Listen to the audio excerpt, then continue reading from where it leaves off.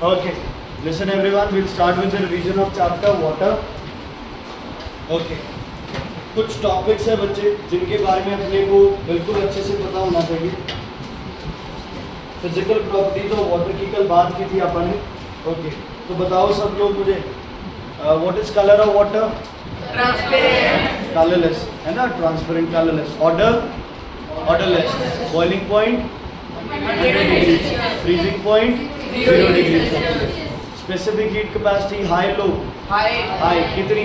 4200 joules per KG calculate. Okay, question है boiling point. अच्छा सुनो, इधर देखो, टॉपिक डाल लो बॉइलिंग पॉइंट ऑफ वाटर. कल कर रहे हैं ना, वहीं से ही कंटिन्यू कर रहे हैं. बॉइलिंग पॉइंट ऑफ वाटर, ठीक है. इधर क्या है? मेल्टिंग पॉइंट किसका होगा? आइस. Very good. या चलो ना, 40 मिनट पूरा बढ़िया तरीके से समझना है.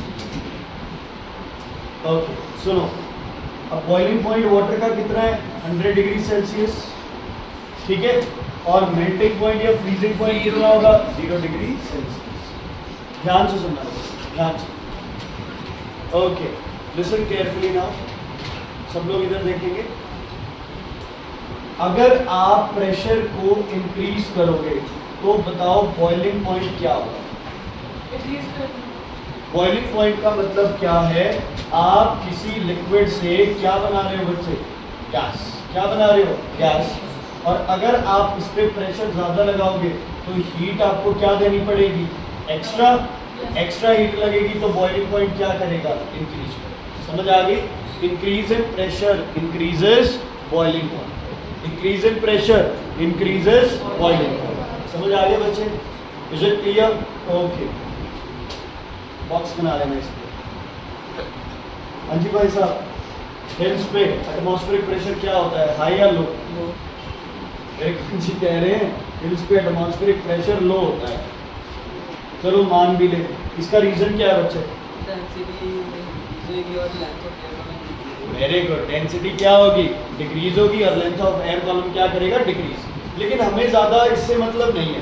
हम सिर्फ इतना लिखेंगे, हिल्स पे the pressure is low, so boiling point of water, what it will do? It will decrease. What will do boiling point of water? It will decrease. So to cook food क्या use करें? High pressure. मतलब क्या? Pressure cooker. क्या use करें हम? Pressure cooker.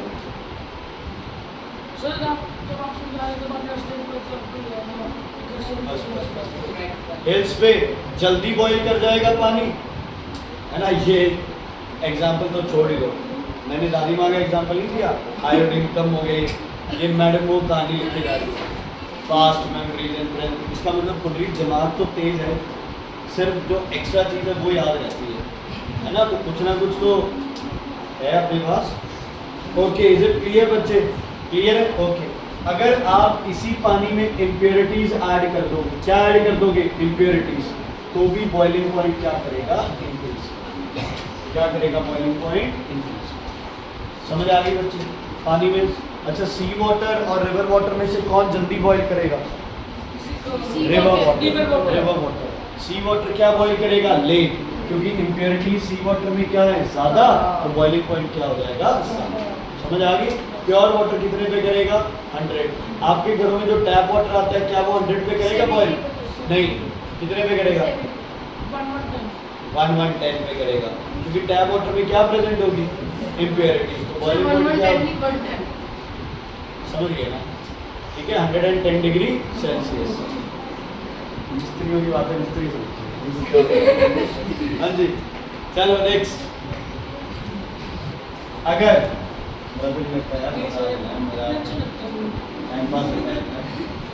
मेरी भी कर लिया. ओके, मेल्टिंग पॉइंट का केस रिवर्स चलेगा बच्चे, ठीक है. अगर प्रेशर बढ़ाओगे तो मेल्टिंग पॉइंट कम हो जाएगा. देखो इसका रीजन फिजिक्स में है कि कॉन्ट्रैक्ट करता है नॉर्मल सस्पेंशन, लेकिन अभी नहीं है, अभी आप सिर्फ पेपर के लिए कर रहे हैं, ठीक है. और प्रेशर कम होगा तो मेल्टिंग पॉइंट क्या कर जाएगा? इंक्रीज कर जाएगा. इम्प्योरिटीज मेल्टिंग पॉइंट को क्या कर देती है, डिक्रीज। तो एक सीधा सा लॉजिक रखो, कंडीशन क्या है, प्रेशर और इम्प्योरिटी। अच्छा, ये बॉइलिंग पॉइंट, ये मेल्टिंग पॉइंट, या फिर ये मेल्टिंग और ये बॉइलिंग। ऊपर वाला किसे मानूंगा, बॉइलिंग, नीचे वाला टेम्परेचर मेल्टिंग। प्रेशर बढ़ाओ इम्प्योरिटी बढ़ाओ, ऊपर वाला बढ़ेगा, प्रेशर बढ़ाओ इम्प्योरिटी बढ़ाओ, नीचे वाला कम। सिंपल सा लॉजिक है, ठीक है। याद करने का तरीका क्या होगा, वैसे तो यार दिमाग लगा सकते हो इतना। तो अगर मेल्टिंग का क्वेश्चन आ जाए कि प्रेशर बढ़ाने से मेल्टिंग पॉइंट पे क्या फ़र्क पड़ेगा, नहीं आ रहा दिमाग में, बॉइलिंग का तो सौखा है कि प्रेशर बढ़ाओगे तो बॉइलिंग पॉइंट क्या हो जाएगा, बढ़ेगा। प्रेशर कम करोगे तो बॉइलिंग पॉइंट क्या हो जाएगा, कम। तो प्रेशर बढ़ाने से अगर बॉइलिंग पॉइंट बढ़ रहा है तो मेल्टिंग पॉइंट क्या करेगा, डिक्रीज करेगा। मैं सिर्फ पेपर में अटेम्प्ट करने के लिए कह रहा हूँ कि कंफ्यूजन ना रहे। समझ आ गई बच्चे। ऊपर का टेम्परेचर इम्प्योरिटी से, हाँ, ऊपर का टेम्परेचर इम्प्योरिटी से बढ़ेगा, नीचे का कम होगा। ऊपर का प्रेशर से बढ़ेगा, नीचे का कम हो जाएगा। रिवर्स आ जाए तो रिवर्स हो सकता है, ठीक है। अच्छा, क्या आइस 0 डिग्री पे फ्रीज करेगी या नहीं, जो नॉर्मल पानी होता है समुद्र के अंदर? क्या समुद्र का पानी 0 डिग्री पे फ्रीज करेगा? नहीं, बल्कि उससे नीचे -2 उसको -5 -10 इतनी ठंडक चाहिए, इतनी ठंडक एकदम से मिलती नहीं है। अच्छा, आइस जल्दी फ्रीज क्यों नहीं करती? Due to high specific latent heat of fusion. Steam ज्यादा जलाती क्यों है? High specific latent heat of vaporisation. Okay, बहुत ज्यादा गर्मी लग रही है, अब ये अर्नव जी है ना, खेल के आए, बहुत ज्यादा गर्मी लग रही थी तो ये नहाने लग गए, तो पानी से क्यों नहाए? Water has high specific heat capacity. इसलिए आप एसी के आगे बैठो या अपनी बॉडी में पानी डालो, कौन जल्दी टेम्परेचर रिड्यूस करेगा? पानी, क्योंकि पानी की स्पेसिफिक हीट कैपेसिटी क्या है, बहुत ज़्यादा हाई। ठीक है बच्चे, बॉइलिंग पॉइंट हो गया, प्योर वाटर हो गया। पानी की डेंसिटी बताओ, वाटर की डेंसिटी 1 ग्राम पर सीसी या फिर 1000 kg पर मीटर। ठीक है बच्चे, इज इट क्लियर? कोई दिक्कत? ये हो गया।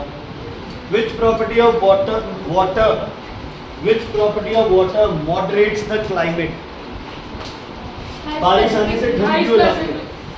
high specific heat capacity of vapor, high specific Latent heat heat capacity of vapor. Heat capacity. अच्छा, एक सिंपल सा लॉजिक है, बारिश आने से टेम्परेचर ठीक हो जाता है। अगर बहुत ज़्यादा अगर बहुत ज़्यादा गर्मी है तो बारिश आने से टेम्परेचर कम हो जाएगा। अगर बहुत ज़्यादा ठंड पड़ रही है तो बारिश आने से हल्का सा टेम्परेचर ज़्यादा। पानी का टेम्परेचर जो आएगा वो बाहर के टेम्परेचर से पानी का टेम्परेचर थोड़ा सा क्या है, ज़्यादा है, इसलिए पानी क्या प्रोवाइड करेगा, हीट। अगर आप गर्मी लग रही है और पानी आएगा ऊपर से बारिश के तौर पे तो टेम्परेचर क्या हो जाएगा, ड्रॉप। समुंदर है तो दिन का टेम्परेचर क्या करेगा, ड्रॉप, रात का टेम्परेचर क्या करेगा, इंक्रीज। समझ आ गई? इसलिए क्लाइमेट क्या हो जाता है पानी की वजह से, मॉडरेट। क्या हो जाता है, moderate. Ice has greater cooling capacity, why? Because it has high specific latent heat of fusion. जब आइस है तो फ्रीजिंग या फ्यूजन? ओके, बर्न्स फ्यूजन, यार ये सेम ही है। वैसे फ्यूजन क्या होता है, फ्यूजन मेल्टिंग वाले प्रोसेस, फ्यूज होगा है ना, सॉलिड का लिक्विड में चलेगा। Burns caused by steam are more severe, high specific latent heat of vaporisation. अगर आइस या फिर स्टीम है तो लेटेंट हीट आएगी, वाटर है तो क्या आएगा, अकेला ही। Rivers and lake do not freeze easily. दो रीजन है इसके, rivers and lake do not freeze easily. पहला, due to anomalous behaviour of water, due to anomalous expansion of water. और दूसरा, high specific heat capacity. Ice की बात हो रही है तो क्या भी और लिख सकते हो, high specific latent heat of fusion. एक चीज के तीन आंसर बन सकते हैं। River and lakes do not freeze all at once. सबसे पहले water has a high capacity, heat capacity, उसका टेम्परेचर ड्रॉप नहीं करेगा। कर भी गया तो आइस नहीं बनेगा क्योंकि आइस की specific latent heat of fusion क्या है, ज़्यादा है। ठीक है, और अगर आइस बनने भी लग गई तो सिर्फ कौन सी लेयर आइस बनेगी, top, due to anomalous expansion of water. ठीक है, समझ आ गई? Okay, what is temperature in Mumbai and Chennai? हमसे मुंबई एंड चेन्नई अलग कैसे हैं? सर कोस्टल एरिया है ना, क्या है वहाँ कोस्टल एरिया। तो कौन सा रीजन आएगा मॉडरेट क्लाइमेट का? High specific heat capacity. जी सुन लो, क्लाइमेट के लिए क्या लिखोगे? जी क्लाइमेट का कहीं भी आ जाए आंसर क्या होगा आपके पास? हाई स्पेसिफिक हीट कैपेसिटी कितनी? 4200 जूल्स पर केजी केल्विन। अगर बात आ जाए आइस की या बात आ जाए किसकी? स्टीम की, तो क्या होगी? Specific latent heat. आइस के लिए क्या होगी? फ्यूजन, और इसके लिए क्या होगी? वेपराइजेशन। ठीक है, मैम भी कुछ भी लिखवा देते हैं हम। गुरीना मैम लिखा रहे हैं पानी के अंदर गैस डिसॉल्व होती है। पानी के अंदर गैस डिसॉल्व होती है, वो तो कोक बन जाएगी, तो सोडा बन जाएगी। बताओ भाई, गुरीना के टीचर और गुरीना कह रहे हैं पानी में गैस डिसॉल्व होती है। तुम्हारे साथ का बच्चा है ना, सपोर्ट तो कुछ ना कुछ तो करो। बताओ भाई कौन सी गैस होती है? ये क्या करना है हाइड्रोजन से? आप ये दो रखो। तुम ये मत सोचो कि वाटर के अंदर गैस होती है हाइड्रोजन। दिस इज कंपाउंड, इसकी प्रॉपर्टी अपने एटम से क्या है? अलग है। आप H2O में हाइड्रोजन और ऑक्सीजन है ये नहीं लिखोगे। पानी के अंदर कौन सी गैसेस डिसॉल्व होती है? डिसॉल्व की बात कर रहे हैं। कौन सी गैसेस डिसॉल्व होती है? CO2 and O2। पानी के अंदर हाइड्रोजन और ऑक्सीजन गैस नहीं है। क्या है? क्या है? हाइड्रोजन एंड ऑक्सीजन एटम्स या मॉलिक्यूल्स। समझ आ गई? चलो आगे बढ़ते हैं। CO2 और O2। CO2 पानी में क्या करेगी? CO2 का क्या काम है पानी में? CO2 इस दुनिया में क्या काम करती है? प्लांट्स क्या करते हैं CO2 से? शाबाश। कौन सा प्रोसेस? फोटोसिंथेसिस। तो CO2 कौन से प्लांट लेंगे? Aquatic plant for photosynthesis. ठीक है, CO2 किसके काम आएगी? For aquatic plants for photosynthesis. Oxygen का क्या काम है तो इसको पानी में? जो मेरीन एनिमल्स होते हैं पानी में? Yes sir, marine. बेटा क्या बोल रही है करण? ये कह रही है एनिमल्स होते हैं पानी में, उनको ऑक्सीजन चाहिए। ऑक्टोपस, फिशेस, यस पानी में होते हैं। यस सर, ऑक्टोपस होते हैं। यस फिशेस भी होते कौन से फाइलम से ऑक्टोपस? ऑक्टोपस, शार्क, स्पाइसेस, पंख, तेरे को शार्क नहीं, बटरफ्लाई बोलते हैं जिसको तू शार्क समझ। हाँ जी, whale, mammalia. Okay, oxygen used by aquatic animals for the process of शाबाश। रेस्पिरेशन। हसरत जी के हिसाब से एनिमल्स फोटोसिंथेसिस करते हैं। ठीक है बच्चे, क्लियर है? Yes sir. तो दो गैसेस डिसॉल्व है, दोनों का काम बता दिया। और ये दोनों मिलके एक और चीज देते हैं पानी को। क्या देते हैं बच्चे पानी को? ठीक है, आप अलग अलग लिखो ना। Two gases are dissolved, CO2 and O2, both of them give taste to water। ठीक है, boiled water taste flat why? Sir because impurities and enzymes। Only gases, impurities नहीं खत्म हुई। impurities कहाँ गई? वहीं तो है उसी के अंदर। Only what is removed from the boiling water? Gases। gases remove हो जाती है, इसलिए गर्म पानी का हल्का सा टेस्ट क्या लगता है? फ्लैट। कौन पीता है गर्म पानी? यहाँ इसको अच्छा लगता है पानी पीने का? पिया ही नहीं जाता।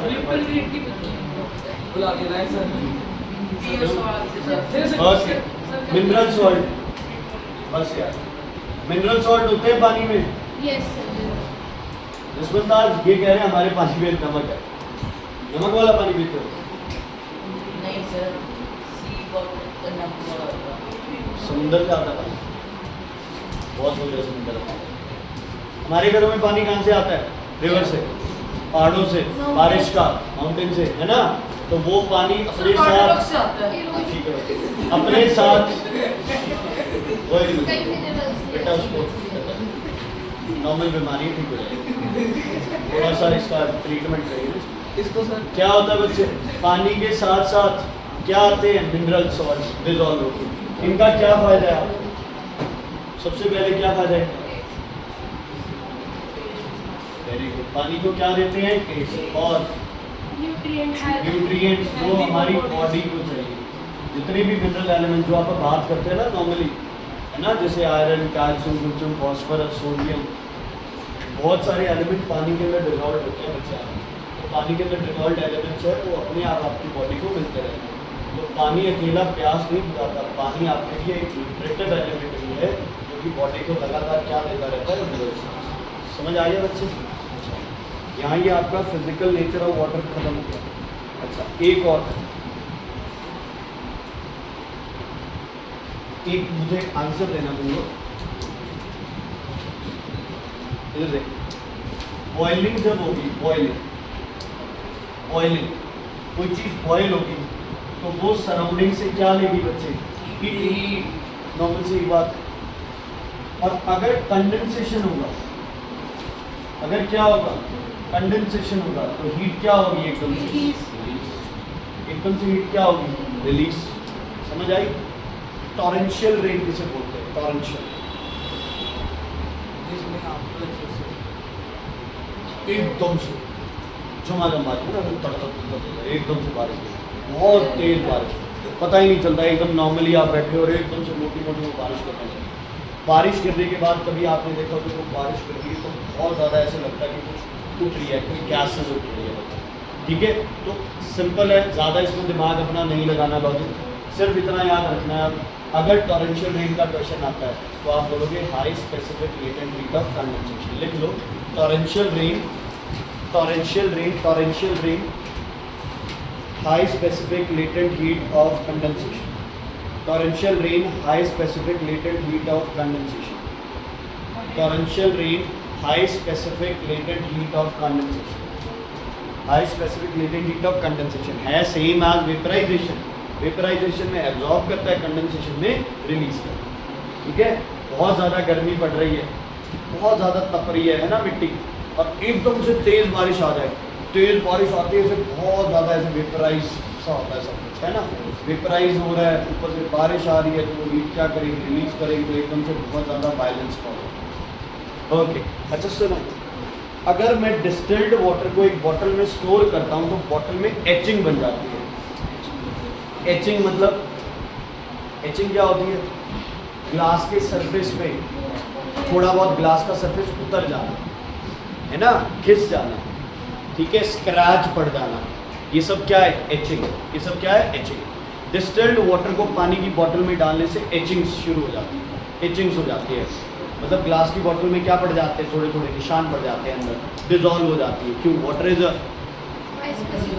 हाँ, water is a universal solvent, dissolve कर रही है यार, water is a universal solvent. अगर वाटर यूनिवर्सल सॉल्वेंट है तो वो किसी भी चीज़ को अपने अंदर क्या कर सकता है, डिजॉल्व कर सकता है। क्या कर सकता है रुद्र? डिजॉल्व कर सकता है। ठीक है हसरत, ऑक्सीजन डिजॉल्व इन वाटर का क्या इंपॉर्टेंस है? ऑक्सीजन डिजॉल्व इन वाटर का क्या इंपॉर्टेंस है? इक्वेटिक कौन यूज करता है उसे? Aquatic animals. इसके लिए रेस्पिरेशन के लिए। भाइयों ये जो मैं बोल रहा हूँ H2O के अंदर, ये ऑक्सीजन मत सोचो तुम लोग क्या हुआ पड़ा है तुमको आज। ये तो वाटर है, H2O है, इसके अंदर कोई ऑक्सीजन डिजॉल्व है या नहीं? This is not dissolve, this is combined form. ये तो ऑक्सीजन और हाइड्रोजन एटम ने मिलके वाटर बनाया है, ये डिजॉल्व थोड़ी है, हीट करने से ये थोड़ी निकल जाएगी इससे। ये ऑक्सीजन है। कार्बन डाइऑक्साइड मिस्टेक क्यों चाहिए पानी में? कार्बन डाइऑक्साइड कौन लेता है पानी में? और इक्वेटिक प्लांट्स फॉर फोटोसिंथेसिस, और O2 दिया aquatic animals for respiration. CO2 से क्या होगा? फोटोसिंथेसिस, और O2 से क्या होगा? रेस्पिरेशन। शर्म आनी चाहिए यार, तुम लोग 9th में होगे, तुम्हें ये चीज़ें करानी पड़ेगी। ओके, अब नेक्स्ट बात सुनो बच्चों, ध्यान से सुना जाए। सॉल्यूशंस। सबसे पहले सॉल्यूशन क्या होता है? Solution Solute plus solvent. Simple सी बात है. When a solute is completely dissolved in a solvent, you call it a solution. You call it a Solution. ठीक है. चलो आगे. सबसे पहले सैचुरेटेड सॉल्यूशन. क्या डेफिनेशन होगी बच्चे इसकी? Saturated solution. क्या इसमें और डिसॉल्व कर सकते हैं? नहीं. When no more solute can be dissolved in a solution. When no more solute can be dissolved in a solution, it is saturated. और unsaturated कौन सा है? बोलो When more unsaturated. solute can be. When more solute can be dissolved in a solution. More solute dissolve कर सकते हो तो unsaturated है. अगर नहीं कर सकते तो क्या है? Saturated. क्लियर है बच्चों? कोई दिक्कत, प्रॉब्लम? क्लियर? अब आता है super saturated. Super saturated, it is a solution which contains saturated का super है ना? Saturated का क्या है? Super. जैसे मैं खुद को इंटेलिजेंट मानता हूँ, रुद्र सुपर इंटेलिजेंट है, तो रुद्र मुझसे क्या हो गया? ज्यादा या कम? ज्यादा. Super saturated, it is a solution which contains more solute than saturated solution. ठीक है. Super saturated means a solution which contains more solute than saturated. Saturated means जो और solute dissolve नहीं कर सकता. Unsaturated means जो और solute dissolve कर सकता. सुपर सैचुरेटेड कैसे बनाते हो? पहले सॉल्यूशन को हीट करते रहते हो, सोल्यूट ऐड करते रहते हो, मैक्सिमम तक जाते हो और उसके बाद सॉल्यूशन को क्या करना स्टार्ट करते हो?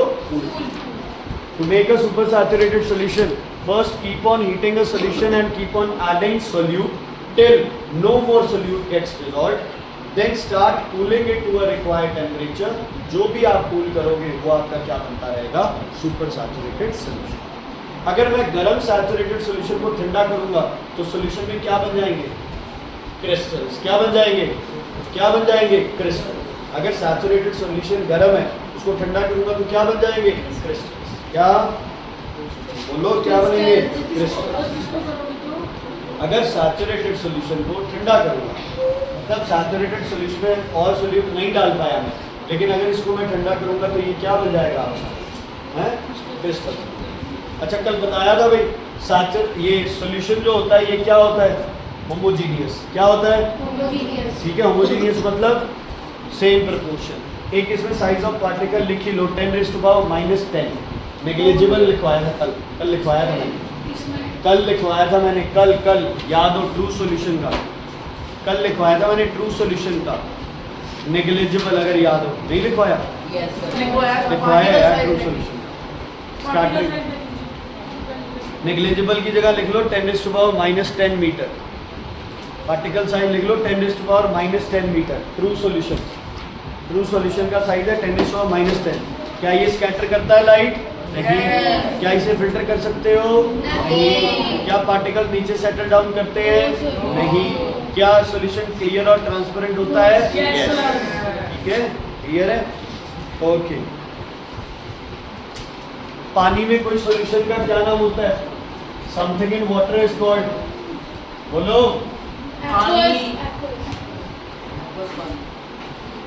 Aqueous solution.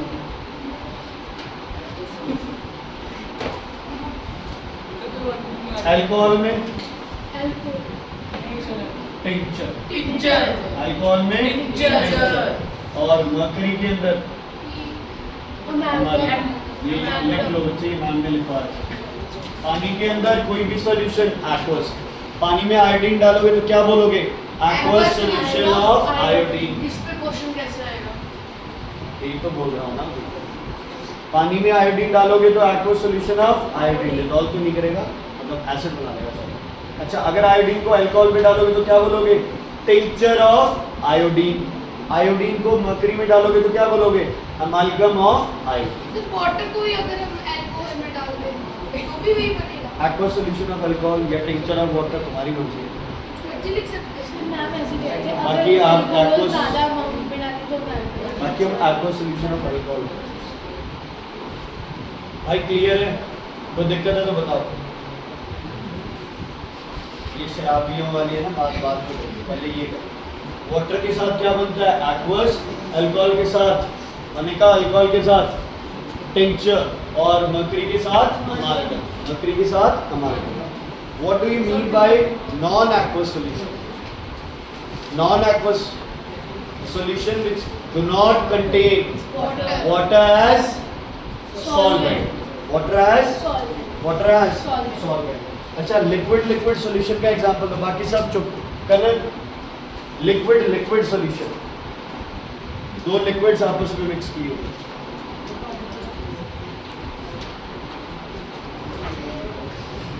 अब बोलिए वैसे।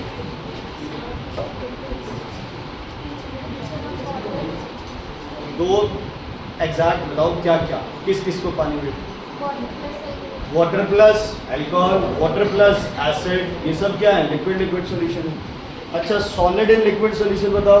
एडजस्टमेंट आज आप बताओ, नहीं अजय बताएगा। सॉलिड इन लिक्विड सॉल्यूशन, हाँ। Salt in water, sugar in water, इतना क्यों सोचना है? अच्छा, गैस इन लिक्विड, और कोई चीज बताओ। Soda water, carbonated drinks, cold drinks, इन सब में क्या डिजोल्व होता है? गैस। क्या डिजोल्व होता है? Gas. Solid and solid solution को क्या बोलते हैं? अलॉय। सॉलिड प्लस सॉलिड, अगर मेटल्स का है लिख लो यार, ये नाम दे दिया हुआ है, इसको क्या बोलते हो आप? अलॉय। क्या बोलते हैं इसे? अलॉय। ठीक है बच्चे, it is a mixture of metals and metals plus non metals भी हो सकते हैं। मेटल्स भी हो सकते हैं, नॉन मेटल्स भी हो सकते हैं, जैसे कार्बन होता है। डिफाइन सॉल्युबिलिटी, बताओ क्या होता है solubility? It is the amount of solute dissolved इन कितने? 100 ग्राम ऑफ सॉल्ट। ठीक है, व्हाट इज सॉल्युबिलिटी? बोलो अनिका जी, बोलो solubility. It is the amount of solute dissolved in 100 gram of solvent. दर्शित बोलो, it is the amount of solute dissolved in 100 gram of solvent. इसको क्या बोलते हो आप? सॉल्युबिलिटी। फॉर्मूला लिखो सॉल्युबिलिटी का भाई, क्या होगा फॉर्मूला सॉल्युबिलिटी का? ऊपर क्या आएगा?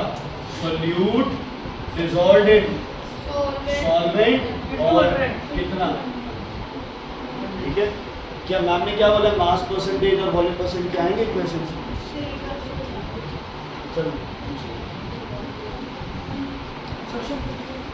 अच्छा बताओ भाई, सॉलिड की सॉल्युबिलिटी,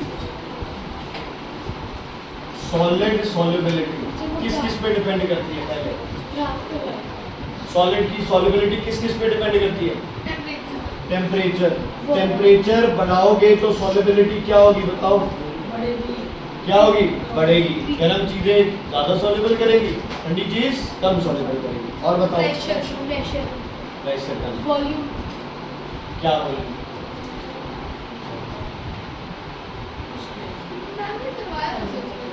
वो भाई वो गैस का है, सॉलिड डाल दिया उसमें क्या प्रेशर देना पड़ेगा? बोलो, तुम्हारे ना मन करता लीवर है, तुम्हारे टुकड़े करके समुद्र में डाल दो ताकि जल्दी डिजॉल्व हो जाओ। तुम इकट्ठे डाले तो डिजॉल्व भी नहीं होते। डेंसिटी, टुकड़े, साइज ऑफ पार्टिकल, जितनी जो भी आपके पास चीज है उसके जितने टुकड़े करोगे, जितना छोटा छोटा तोड़ोगे, सरफेस एरिया उतना ही क्या हो जाएगा? ज्यादा। यार नॉर्मल चीज है, आप चीनी कर रहे हो, उसको आप पीस लो तो डिजॉल्व क्या करेगा? ज्यादा करेगा। एक और चीज,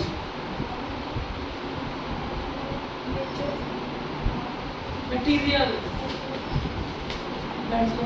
बोलो यार। तुम्हारे पहले पानी गर्म करूंगा, फिर तुम्हारे छोटे छोटे टुकड़े करूंगा, फिर तुम्हें उस पानी में डालकर उससे मिक्सर और चला दूंगा। स्टरिंग नहीं करेंगे भाई, मेरे कर देना, कुत्ते कर देना। कब करने हैं? समझ आ गई? Is it clear? ध्यान से, सॉलिड सॉल्यूशन। ताजमहल बनाने के बाद इसको काट दिया था ना कि आगे कोई ना बना, पहले हम ये भी आगे काट देगा। पहले हम पढ़े। ओके, सॉलिड की सॉल्युबिलिटी बताओ। सबसे पहला temperature, rise in temperature increases solubility. 99% cases में बढ़ेगी सॉल्युबिलिटी, ठीक है। अच्छा, उसके बाद साइज ऑफ पार्टिकल, जितना पार्टिकल साइज स्मॉल उतनी सॉल्युबिलिटी ज्यादा। और तीसरा क्या है, स्टीयरिंग। स्टीयरिंग प्रॉपर्ली घुमाओगे तो ज्यादा सॉल्वेंट कांटेक्ट में आएगा किसके, सॉल्यूट की, और सॉल्युबिलिटी क्या हो जाएगी, बढ़ जाएगी। समझ आ गई बच्चे? कोई दिक्कत है तो बताइए इसमें, नहीं है कोई दिक्कत? Size of particle, what do you mean bye solubility curve? अच्छा, सॉल्युबिलिटी कर्व क्या है बताओ? किसके बीच में एक ग्राफ है? Temperature and solubility. Very good. किसके बीच में है? नहीं, सॉल्युबिलिटी एंड टेम्परेचर। ध्यान रखना है बच्चे बिल्कुल, ठीक है? यस ठीक है, सॉल्युबिलिटी ग्राम्स में एंड टेम्परेचर, ठीक है बच्चे? क्लियर है? अच्छा, अगर ग्राफ बाई चांस दिया आ जाए तुम्हें, है ना, ग्राफ दे दे तुम्हें, अगर एकदम से लाइनें ऐसे उठ रही हो, इनका मतलब क्या होता है? Solubility increase. Gradual increase, sudden increase in solubility, sorry gradually sudden increase in solubility. अगर ऐसा आ जाए तो ग्रेजुअल इंक्रीज है, धीरे धीरे राइज कर रही है सॉल्युबिलिटी। अगर कोई लाइन फ्लैट आ जाए तो नो चेंज या फिर वेरी लिटिल चेंज, और अगर ऐसा आ जाए तो सॉल्युबिलिटी स्टार्ट्स डिक्रीजिंग। इसको डिक्रीजिंग में ही लिखते हैं, इसको इंक्रीजिंग में लिखते हैं। सर मैंने कहा था ये 4 मार्क्स में इसमें आपको डायग्राम दूंगी, आप इसी पे सर वो नहीं होता लास्ट में, अगर अपने मान लो कोई प्यास है कुछ हमें डाले वैसे मतलब जैसे रेस्पिरेशन जैसे कि पेट्रोल रेस वाला एक्सपेरिमेंट डायग्राम बना। चलो मैम को कह दो ना, एक आधा करा दो मैम। मैंने कहा जब सिलेबस को तो पढ़ लो। हाँ हाँ, मैम जब रिवाइज कराएंगे तब आ जाएगा ना, ऐसे आपका भी कोई आखिरी बार रिवीजन थोड़ी हो गया। ओके, सॉल्युबिलिटी कर्व से क्या क्या पता चलता है? चलो मान लो हमारे पास दो सॉल्यूशन है, ये है मेरे पास KNO3 और ये है मेरे पास NaCl। ये सॉल्युबिलिटी है इधर और इधर टेम्परेचर। बताओ सॉल्युबिलिटी ग्राफ से सबसे पहले मुझे क्या पता चलता है? Solubility of a substance with respect to temperature, है ना। ये सॉल्युबिलिटी बढ़ेगी या कम होगी मुझे किससे पता चलेगा? सॉल्युबिलिटी कर्व से। दूसरा, मैं क्या कर सकता हूँ दोनों की सॉल्युबिलिटी को? क्या कर सकता हूँ दोनों की सॉल्युबिलिटी को? कंपेयर कर सकते हैं। We can compare solubility of different substances at different temperature. अच्छा, क्या सॉल्युबिलिटी कर्व से तुम्हें पता चल जाता है कि सैचुरेटेड सॉल्यूशन के लिए कितना सामान चाहिए? आराम से, है ना। जैसे मैं बोलूँ कि NaCl का 10 डिग्री पे बनाओ तो तुम 10 डिग्री पे देख लोगे यहाँ जैसे 20 ग्राम आ गया। मैं बोलूँगा फिर 50 डिग्री पे बनाओ तो तुम पता चल जाएगा 50 डिग्री पे कितना ग्राम चाहिए, 30 ग्राम चाहिए, है ना। तो सॉल्युबिलिटी कर्व से पहले क्या पता चलता है? Solubility of a particular substance with respect to temperature. दूसरा, you can compare solubilities of two substances and you get the amount of solute required to form a saturated solution. Nimrat, saturated solution कौन सा होता है?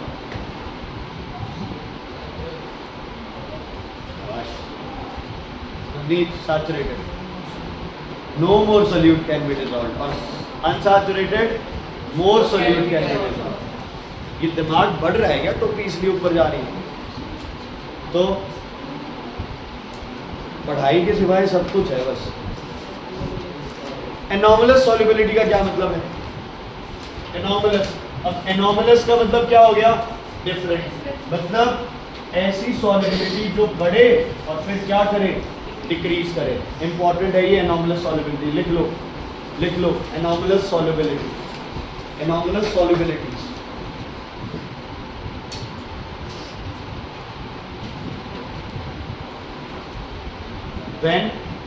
when solubility of certain salts, when solubility of certain salts, when solubility of certain salts,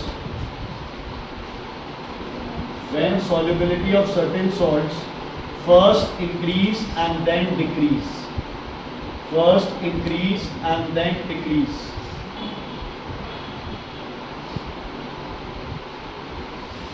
first increase and then decrease is called anomalous solubility. Example ये और इसका graph साथ बनाना है हमें, ग्राफ बना के और इसकी वैल्यू लिखनी है।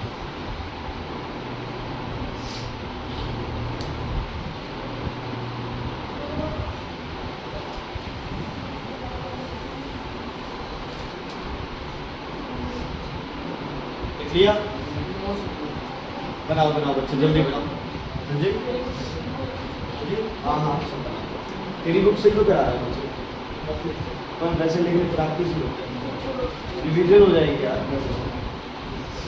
अब ध्यान रखना, इस लाइन पे लिखना है Na2SO4.10H2O इस लाइन के ऊपर, और इस लाइन पे लिखना है Na2SO4.H2O या Na2SO4 के लाइन।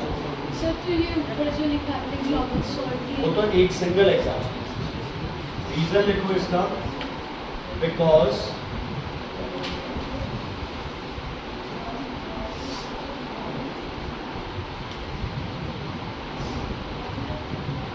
संडे को 4 घंटे मेरे घर आएगा पढ़ने के लिए।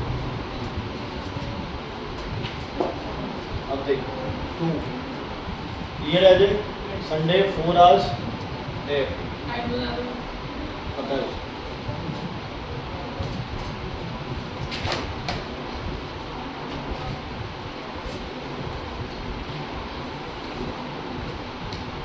हमारी छुट्टी होगी संडे को।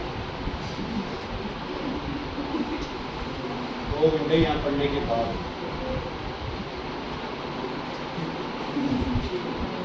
हम भी आ जाए फिर आके हमको तो लिखो सर रीजन है समझाते हैं। किसका रीजन है? इसका इसका इसीलिए सॉल्युबिलिटी सर आप अगर आपको तरीके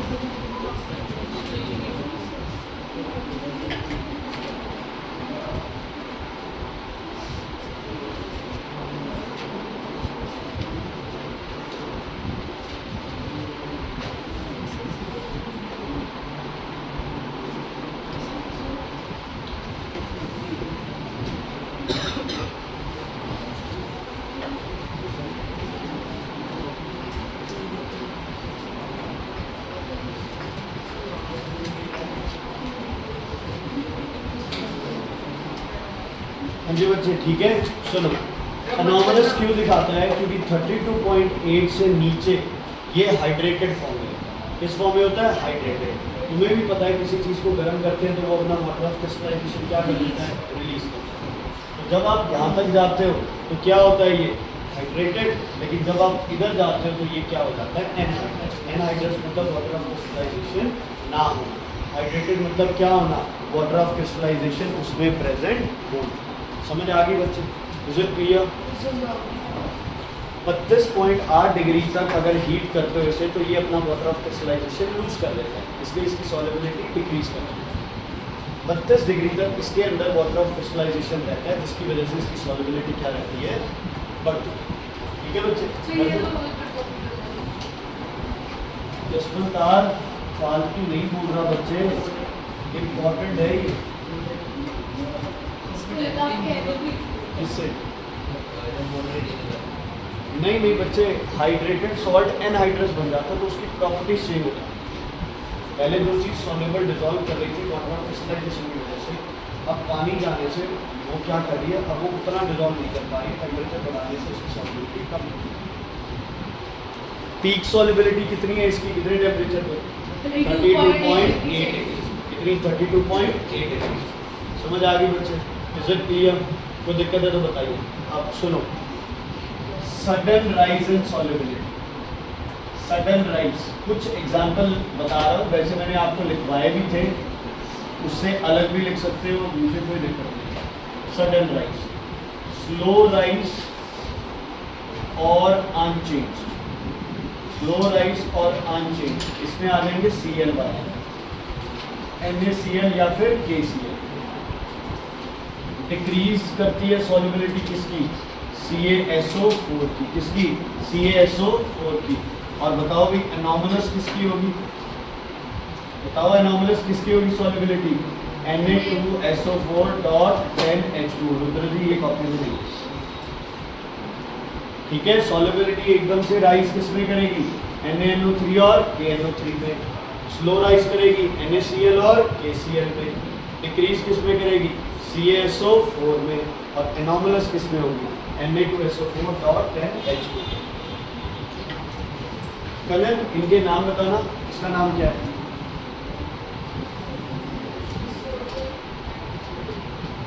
इसका नाम, इसका नाम, इसका, इसका, ठीक है, क्लियर है, क्लियर। एक मिनट किसकी सॉल्युबिलिटी का है, सॉल्ट्स की सॉल्युबिलिटी। ओके, इधर देखो बच्चे, अब एक लिक्विड है, इसके अंदर मेरे पास गैस डिसॉल्व है, ये गैस लिक्विड से बाहर जा रही है, और अगर मैं इस पर प्रेशर लगा दूं तो बताओ गैस वापस लिक्विड में चली जाएगी या अंदर वाली गैस भी बाहर आ जाएगी। इसी लिक्विड में गैस डिसॉल्व है, तो लिक्विड में गैस यार फ्री तो रहेगी, वो तो बाहर आने की कोशिश करेगी। आप ऊपर से प्रेशर लगा रहे हो, तो गैस ज़्यादा अंदर रहेगी या बाहर निकलेगी, ज़्यादा अंदर रहेगा, प्रेशर लगा रहे हो, ज़्यादा प्रेशर लगा रहे हो। अगर आप प्रेशर बढ़ा रहे हो तो किसी भी गैस की, किसकी, गैस की सॉल्युबिलिटी क्या करती है, इंक्रीज। सॉल्युबिलिटी क्या करती है, इंक्रीज। प्रेशराइज रखोगे तो गैस किस पे रहेगी, पानी के अंदर, अदरवाइज गैस पानी से क्या करेगी रिपुंदर जी, पानी से बाहर। इसीलिए समझ आ गई, इसलिए कार्बोनेटेड ड्रिंक्स जो कोल्ड ड्रिंक्स होती है वो हाईली प्रेशराइज होती है। जैसे प्रेशर है ना, जैसे प्रेशर रिलीज करते हो साथ के साथ गैस क्या करती है, बाहर। समझ आ गई। अब मुझे बताओ अगर टेम्परेचर बढ़ेगा तो बताओ गैस की सॉल्युबिलिटी बढ़ेगी या कम, कब होगा? कैसे। अब प्रेशर तो कोई है ही नहीं फैक्टर। टेम्परेचर इंक्रीज किया, हाँ जी। बर्निंग की, सर जो अंदर गैस के पार्टिकल्स है उनकी काइनेटिक एनर्जी बढ़ जाएगी। कोई और आंसर है इसके सिवाय, है ना। अगर आप हीट करोगे तो कौन सी एनर्जी बढ़ जाएगी गैस की, काइनेटिक एनर्जी। किसकी एनर्जी बढ़ जाएगी, काइनेटिक। गैस पार्टिकल बाहर क्यों आ रहे हैं, क्योंकि वो तेज चल रहे हैं। आप टेम्परेचर देकर उसे क्या कर रहे हो, और तेज, लेकिन प्रेशर लगा के आप उनको क्या कर रहे हो, स्लो। तो टेम्परेचर बढ़ाने से गैस की जो सॉल्युबिलिटी है बच्चे वो क्या करती है, drop. Cold drink taste best when chilled and pressurized. Chilled and pressurized. Cold drink tastes best when chilled and pressurized. ये कहता मैंने टेक्सचर को क्या बोला अभी, cold drink taste best when they are in tincture form. गलत क्या है इसमें, अभी ना tincture form of cold drink क्या होगा, कोल्ड ड्रिंक किसमें डालना, अल्कोहल में। विस्की क्या होता है, अल्कोहल बोलो। Alcohol is a chemical, it's not the whisky that you drink. Okay, pressure is more, solubility is more, temperature is more, solubility is less in gases। थोड़ा सा दिमाग, अगर सॉलिड होता तो टेम्परेचर बढ़ने से सॉल्युबिलिटी क्या करती, इंक्रीज। सॉलिड की सॉल्युबिलिटी क्या करती है, इंक्रीज, लेकिन गैस की सॉल्युबिलिटी क्या करती है, डिक्रीज। भाई साहब आप सबसे ज्यादा कंफ्यूज होगे, इसमें ध्यान रखना। आगे लिखो Henry's law. Henry's law, Henry, Henry HENRY, Henry's law, Henry's law. अच्छा, हेनरी करवा रखा है सब, कॉपी देखो। हेनरीज लॉ बच्चे, हेनरीज लॉ। हेनरीज लॉ क्या कहता है, प्रेशर और सॉल्युबिलिटी का रिलेशन है। बताओ, तुम बना दो खुद लॉ, तुम्हें पता है। Solubility is directly proportional to the pressure applied on the surface of liquid.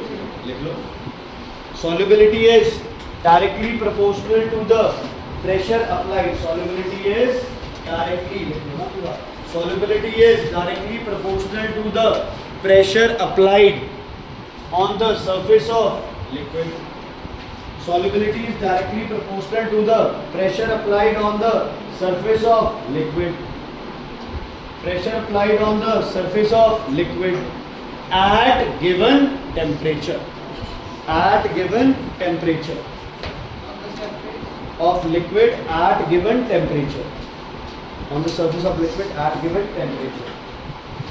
ठीक है बच्चे, यहाँ करते हैं हम इसको full stop. समझ आ गई?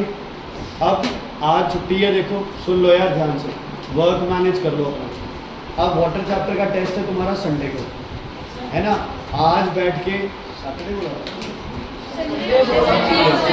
संडे को बोला ना, ट्यूसडे को तो पूरी फिजिक्स का है, तो तुम्हारे पास फिजिक्स का काम है, इसका काम है. बाकी आज तुम दूसरे सब्जेक्ट्स मैनेज कर सकते हो. छुट्टी है ना आज. इसका सिर्फ जो मैंने पढ़ाया वो एक बार रीडिंग कर लेना उसकी, वो इम्पॉर्टेंट पार्ट है. सैटरडे को जो मैं करवा रहा हूँ उसके सिवाय एक क्वेश्चन इधर से उधर नहीं होगा, इसी में से पेपर क्वेश्चन में भी ऐसे शायद है. ये यहाँ रोज लिखता है यार, लो, कल नहीं चाहिए. मैं देखती हूँ सर, मैं देखती हूँ.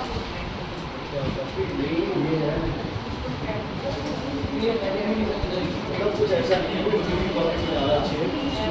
Okay, thank you so much.